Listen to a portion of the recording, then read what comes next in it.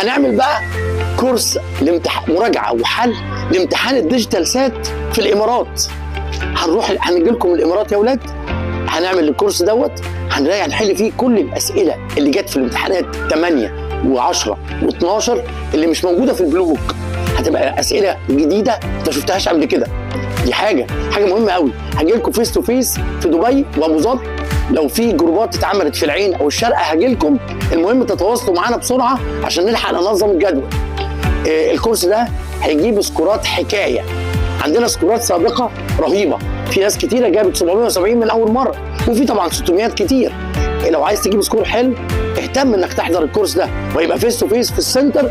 هقدر اساعدك بكل طاقتي علشان تجيب اعلى سكور في الديجيتال سات.